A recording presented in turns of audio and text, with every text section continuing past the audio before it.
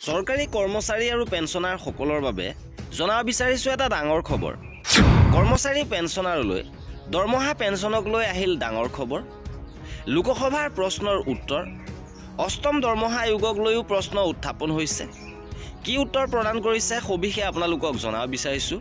ভিডিঅ'টো প্ৰথমৰ পৰা শেষলৈকে চাই থাকিব।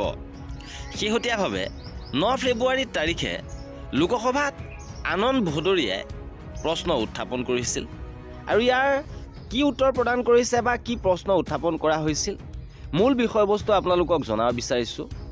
2024 চনৰ 9 ফেব্ৰুৱাৰী লোকসভাত সোধা এক প্ৰশ্নৰ উত্তৰত বিত্ত ৰাজ্যমন্ত্ৰী পংকজ চৌধুৰীয়ে জনোৱা মূল কথাখিনি এনেধৰণৰ। আয়োগ গঠন, চৰকাৰে ইতিমধ্যে 3 নৱেম্বৰ 2025 তাৰিখে অষ্টম কেন্দ্ৰীয় দৰমহা আয়োগ গঠনৰ জাননী জাৰি কৰিছে।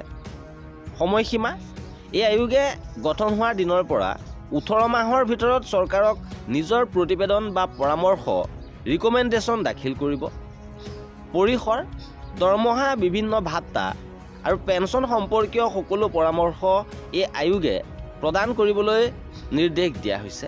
বিত্ত মন্ত্ৰালয়ে স্পষ্ট কৰি দিছে যে কেন্দ্ৰীয় চৰকাৰ কৰ্মচাৰীসকলৰ pension central civil service pension rules 2021 আৰু CCS এক্সট্ৰাঅৰ্ডিনেৰী পেঞ্চন ৰুলছ 2023ৰ দ্বাৰা পৰিচালিত হয়।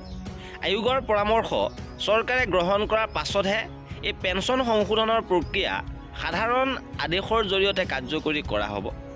আৰু এয়া আছিলে দৰমহা পেঞ্চন সন্দৰ্ভত লোকসভাত উত্থাপিত হোৱা প্ৰশ্ন আৰু ইয়াত চৰকাৰে প্ৰদান কৰা উত্তৰ।